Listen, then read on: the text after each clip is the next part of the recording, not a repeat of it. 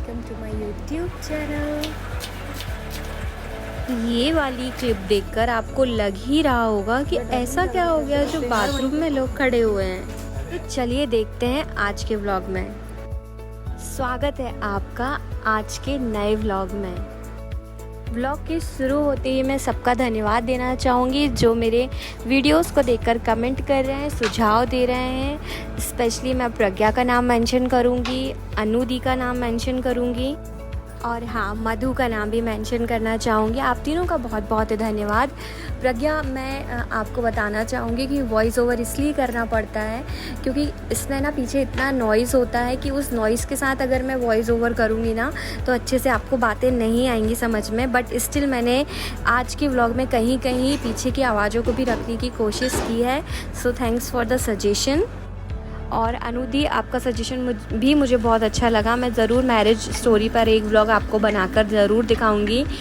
Thank you for the suggestion. ऐसे ही suggestion आप लोग भी देते रहिए ताकि मुझे समझ में आता जाए कि आप लोग और क्या क्या देखना पसंद करते हैं। और मधु, जब भी मुझे मौका मिलेगा तो मैं आऊँगी कोटे गाँव और ज़रूर वहाँ के हम आलू बंडे खाएँगे। आप लोग इतने अच्छे ध्यान से देखते हैं मेरा व्लॉग, मुझे बहुत अच्छा लगता है। तो दिन था सुबह का, मैंने चाय बना ली थी, दाल में रख रही थी जल्दी जल्दी कि खाना भी मेरा साथ में ही बनता जाए तो बाकी के काम करने के लिए टाइम मिल जाता है। खाना आज मैं इसलिए बना रही थी क्योंकि इनको जल्दी निकलना था, आज कहीं बाहर जाना था, तो इसलिए मैं जल्दी जल्दी खाना बना रही थी। और मुझे अपने किचन को साफ़ करना बड़ा अच्छा लगता है, इसलिए मैं बार बार कपड़े से ना हर 10 से 15 मिनट के अंदर में साफ़ करती रहती हूँ। और दूसरा कारण ये है कि वाइट मार्बल लगवाया है मैंने अपनी शौक़ के कारण, तो मैं नहीं चाहती हूँ कि वो गंदा हो। सॉरी, वाइट मार्बल नहीं, वो वाइट पत्थर है, तो मैं नहीं चाहती कि ये गंदा हो, इसलिए ना मैं उसको साफ़ करती रहती हूँ।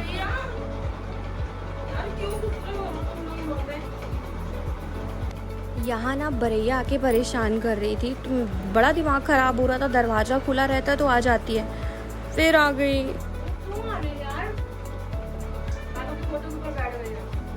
आज मैंने ना प्रज्ञा के सजेशन पे काम किया है तो कहीं कहीं की आवाज़ें मैंने म्यूट नहीं की हैं। अपनी चाय और टोस्ट ना फिनिश करने के बाद मैं आ गई थी किचन में। और किचन का ये वाला जो सेक्शन है ना, ये जो छोटी सी खिड़की है, मुझे काफ़ी दिनों से इसको साफ़ करना था। यहाँ पे जाला लग रहा था, गंदगी थी क्योंकि वो ओपन है तो वहाँ से ना धूल मिट्टी आती रहती है, सारे डिब्बों पर भी जमती रहती है। तो वो सेक्शन मैंने आज साफ़ कर लिया था जल्दी जल्दी। एक बात तो मैंने अपनी मम्मी लोगों से, यहाँ पर आके अपनी सास से, बड़ी सास से, जेठानियों से ये तो मैंने सीखी है कि अगर आपको अपना किचन अच्छा रखना है तो आप ये कोशिश मत करो कि सारा काम मैं एक बार में ही कर लूँगी। आप थोड़ा थोड़ा करके डेली 7 दिन है एक वीक में, आप अपना टारगेट पहले से ही बना लो। सोते समय ध्यान कर लो कि हमको आज ये साफ़ करना है, तो वो छोटे छोटे सेक्शन साफ़ होते रहेंगे ना तो आपको काम करने में दिक्कत नहीं आएगी, दिमाग में बर्डन नहीं रहेगा कि हमको साफ़ करना है। तो मेरा नेक्स्ट टारगेट ना ये ऊपर का रैक है, जो रैक में जो आपको पट्टी दिख रही है जो कि आपको लग रहा है मार्बल की, but that is not marble की पट्टी, ना ही कोई पत्थर।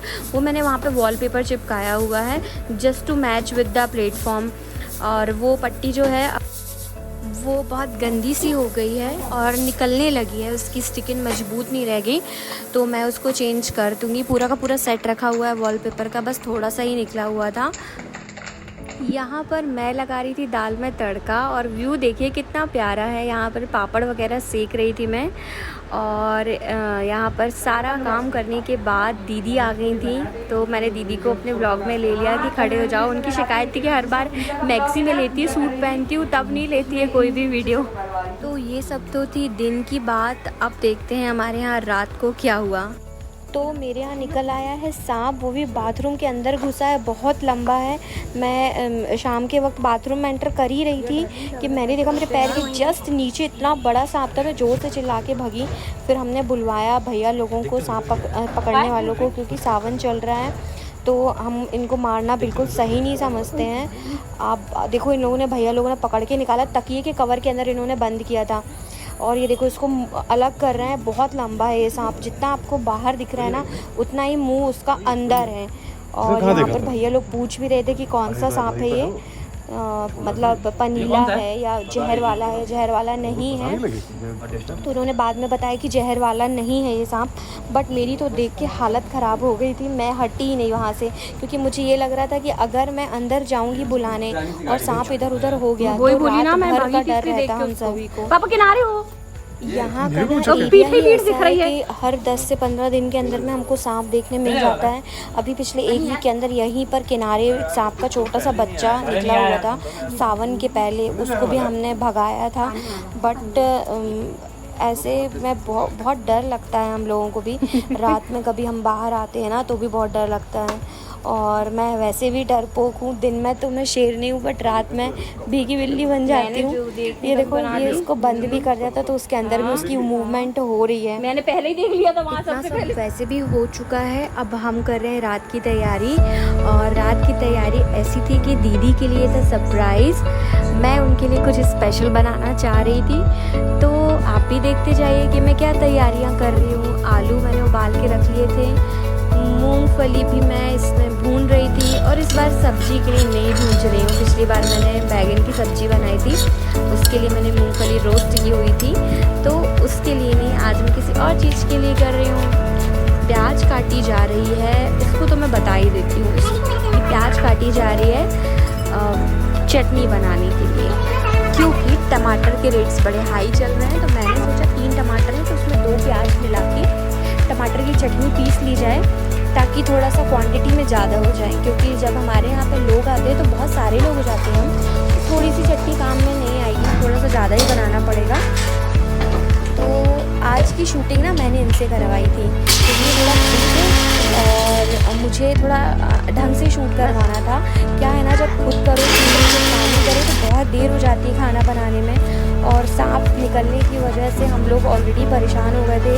हमारा 1 से 1.5 घंटा उसमें निकल गया था, तो मैं वैसे ही लेट हो गई थी। तो बड़े अच्छे से इन्होंने शूट किया है। इनको भी मेंशन करना चाहिए ना, तब ताकि जब ये देखे तो इनको भी अच्छा लगे।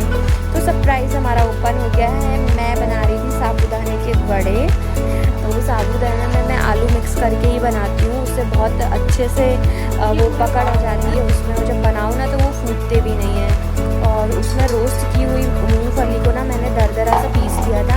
हालांकि मैं ना कपड़े से या चौकी से ही दरदरा पीसती हूँ, बट कल टाइम नहीं था मेरे पास, इसलिए मैंने मिक्सी को 1 या 2 बार बस हल्का हल्का घुमाया और दरदरा पीस लिया। मतलब बिल्कुल पतला नहीं कर देना, नहीं तो कोई समझ में नहीं आएगा कि आपने इसमें मूँगफली डाली हुई है। और इसको अच्छे से हल्का सा पानी लगा के बाइंड कर लीजिएगा। इतना मिक्स करने के बाद ना मैं बनाने की तैयारी कर रही थी चटनी। तो सारा जो भी मैंने इंग्रेडिएंट्स चटनी के लिए यूज़ किए थे वो मैंने डाल दिए थे। टमाटर, प्याज, धनिया, मिर्ची और अदरक लहसुन मैं नहीं खाना पसंद करती, मैंने चटनी में भी डालना बंद कर दिया है। और बाकी की वही थोड़ा सा जीरा, थोड़ा सा नमक, थोड़ा सा धनिया पाउडर। काफ़ी दिनों बाद मैंने धनिया भी बुलवाई थी, क्योंकि बरसात की धनिया बहुत गंदी निकलती है, आधी तो वो वेस्ट चली जाती है, नीचे भी गीली गीली सी रहती है। तो मैंने ना बंद कर दिया था बुलवाना। तो मैंने कल स्पेशली बुलवाया था पापा जी से कि ले आना आप। यहाँ पर गर्म कर रही थी मैं तेल, और तेल का नया पैकेट मैंने फाड़ के इसमें डाला था। और ना यहाँ पर हो गई थी बीच में लाइट गोल, तो मुझे व्लॉग तो शूट करना था, मैंने इतनी मेहनत कर ली थी, क्योंकि फिर मैंने यहाँ पर लाइट के लिए ऐसा जुगाड़ किया था। देख लो मैं कितनी मेहनत कर रही हूँ, मुझे आप लोगों का सपोर्ट चाहिए, ठीक है ना, कि कम से कम आप मेरी मेहनत को ही अप्रिशिएट करें। लाइट हालांकि गोल तो थोड़ी देर के लिए ही हुई थी, 10 से 12 मिनट के लिए, बट उतने में ही पसीने ने इतना गंदा हाल कर दिया था। और आपको मौसम का तो हाल पता ही है, कभी बारिश हो रही कभी धूप। तो अभी 2-3 दिनों से बारिश नहीं हुई है, तो बहुत ही गंदा उमस भरा मौसम था। और वैसे में ही हम बना रहे थे साबूदाने के बड़े, और बनाए थे दीदी के लिए, बट दीदी अभी तक आई नहीं है। दीदी घूम रही है ग्वारी घाट बाकी के घर वालों के साथ। तो यहाँ पे मैं प्लेट तैयार करके दे रही थी पापा जी की। यहाँ पर लाइट आ गई थी उतने समय तक, तो मैं प्लेटिंग कर ही रही थी। आजकल ना ऑफिस छोड़ने के बाद अब कुछ स्पेशल बनाने में आलसी नहीं आती है। पहले क्या होता था, छुट्टी भी होती थी ना, तो उस दिन भी आलसी आती थी कि एक ही दिन तो मिला है, वो भी किचन में गर्मी में पसीने में निकल जाए। बट आजकल ऐसा नहीं होता है। ये सेकंड राउंड के मैं साबूदाने के बड़े डाल रही थी इनको खिलाने के लिए। और 2-3 बार मैंने और बनाए थे, उतना सारा आप देख ही रहे हो, मसाला भी रखा हुआ है। और इसके बाद बनाने के बाद मैं और ये बैठ के अपने रूम में टीवी देखते हुए खा ही रहे थे खाना। और मैं इनको इंसिस्ट कर रही थी कि आप ना कैमरे में देख के बोलो कि अच्छे बने हैं। ये मेरे को बातों बातों में बोल रहे थे कि अच्छे बने हैं, तो मैंने बोला कि आप कैमरे में देख के बोलो। तो इन्होंने कैमरे में देख के जेस्चर भी किया था कि हाँ अच्छे बने हैं, आपको भी दिखाई देगा। और इन्हीं बातों के बीच में रीना दीदी ने दस्तक दे ही दी थी। ग्वारी घाट से आरती करके वो घूम कर आ गई थी, और मैंने एक्स्ट्रा बड़े सेक के रखे थे कि दीदी आती है तो हम साथ में बैठ के ही खाएंगे। मैं इनसे ना यहाँ चटनी मांग रही थी, हालांकि बहुत काम करते हैं साथ में। मैं इनको परसती हूँ तो ये बाद में मुझे भी परसते हैं खाना। तो हम दोनों बैठ के, नंद और भाभी बैठ के मस्त अपने साबूदाने के बड़े के मज़े ले रहे थे। इतने में फिर रोशनी दीदी आ गई। फाइनली आज वो व्लॉग में सामने आ गई हैं, वरना मुझे चिल्लाती थी कि मैं कैसी भी रहती हूँ तो शूट कर लेती है, तो मुझे वो शूट फिर अलग करने होते थे। तो बस हम तीनों बढ़िया बैठ के मज़े ले रहे थे साबूदाने के बड़े के। तो ये तो रहा आज का दिन, बहुत ही अच्छा रहा। और आप लोग मुझे बताइएगा कि मेरे साबूदाने के वड़े आपको देख के ही कैसे लगे। खिला तो मैं नहीं पाई। और आपका बहुत बहुत धन्यवाद मेरे व्लॉग को देखने का, मुझे सपोर्ट करने का। जो भी नए व्यूअर्स हैं प्लीज़ मेरे चैनल को सब्सक्राइब करिएगा, लाइक करिएगा, कमेंट करिएगा, शेयर करिएगा। Thank you so much guys. Bye bye, मिलते हैं एक नए व्लॉग के साथ।